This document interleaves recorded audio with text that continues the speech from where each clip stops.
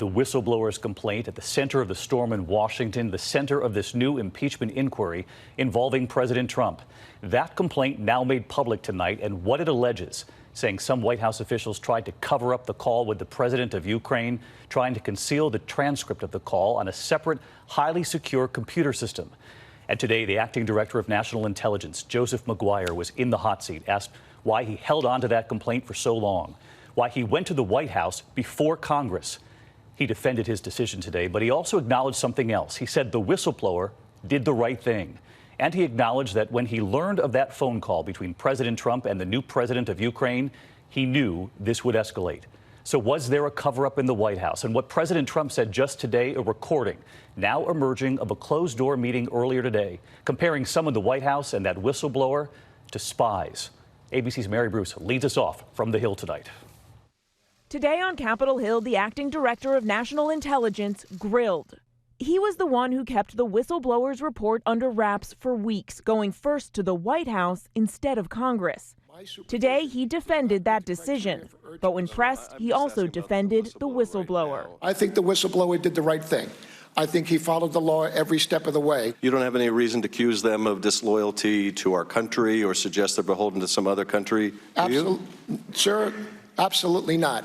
The whistleblower claims multiple U.S. government officials informed him that the President of the United States is using the power of his office to solicit interference from a foreign country in the 2020 U.S. election. The whistleblower goes on to describe the president's phone call with the Ukrainian President Volodymyr Zelensky. Just yesterday, the White House released the transcript of that call, and it showed President Trump asked the Ukrainian president to do us a favor, and later urged him to investigate his political rival, Joe Biden. Pressed today, the acting director acknowledged the whistleblower's account did in fact match that transcript. Would you say that the whistleblower's complaint is remarkably consistent with the transcript that was released? I would say that the whistleblower's complaint is in alignment with what was released yesterday by the president.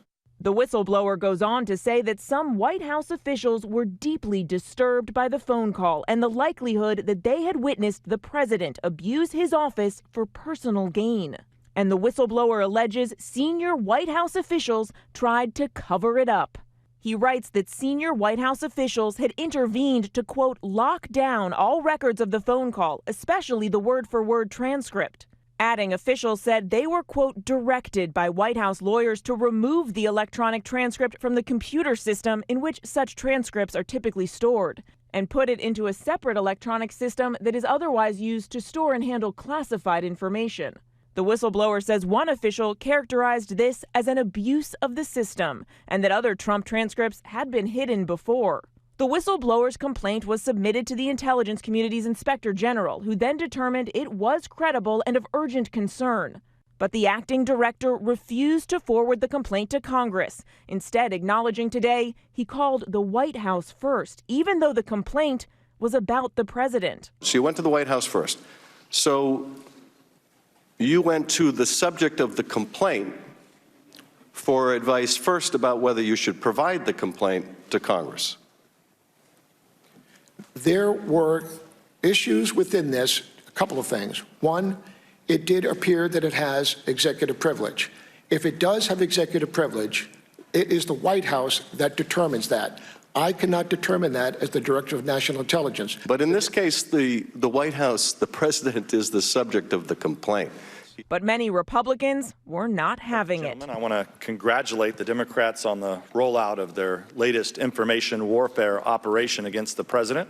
But while blasting the Democrats, there was little defense of how the president handled that call. One Republican with this stark message.